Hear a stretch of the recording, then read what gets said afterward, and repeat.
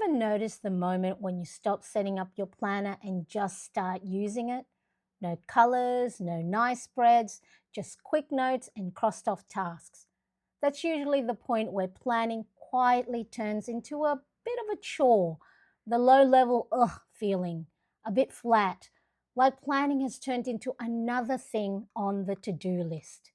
If that feels familiar, this conversation is for you. Not to push you to get back on track, just to talk about what's really happening when the fun fades. This is Between the Pages with Mariane. Gentle planning, stationery, and the quiet thoughts in between. Hello, I'm Mariane, and today I want to talk about something that happens to almost everyone who plans regularly. At some point, planning stops feeling like a treat and starts feeling like a task. It usually doesn't happen overnight. It's small.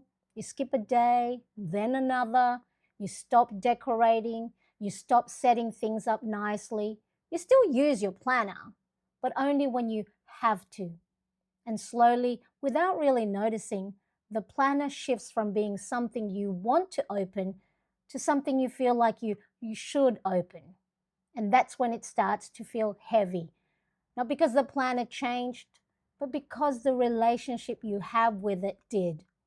And a lot of the time, what sneaks in is this quiet pressure to be consistent, to show up every day, to keep the streak going, to not waste pages.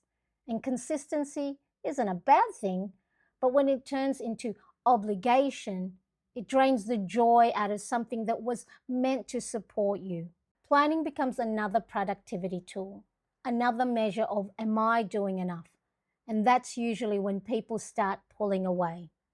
There's actually research that backs this up too.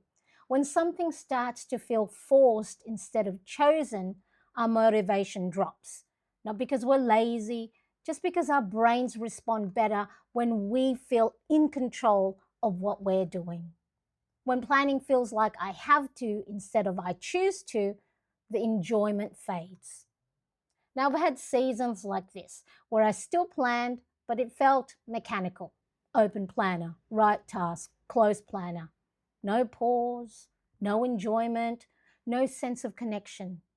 And I remember thinking, what happened to the fun part where this felt nice? What I realized later was that I wasn't tired of planning, I was tired of how I was using it. Now, this is something I keep coming back to. You don't need to force yourself to be more consistent. You usually need to make the experience softer, more human, more flexible, more forgiving. Because when something feels good to return to, you don't need discipline to keep coming back. So if planning feels heavy right now, here are a few small shifts that might help. Nothing fancy, just a few gentle ideas. One is giving yourself permission to have low effort planning days. Not every day needs a full setup. Sometimes writing 3 messy bullet points is enough. Another is changing what success looks like. Instead of I filled the whole page, try I checked in with myself. That might be one sentence, one appointment written down, one small note. Now you can also change how you sit with your planner.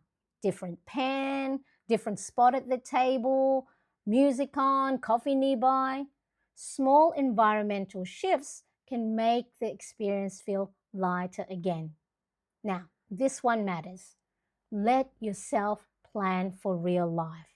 Not the ideal life, not the productive life, not the aesthetic life, the actual week you are living right now. So if planning feels heavy right now, it doesn't mean you've outgrown it. It might just mean the way you're using it needs to change.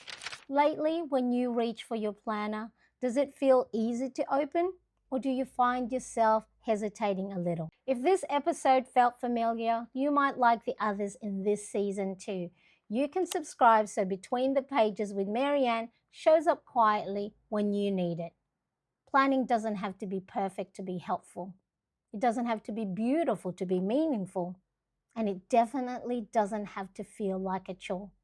I'll be here with you between the pages. Have you ever noticed there's actually a so if planning so if planning feels heavy right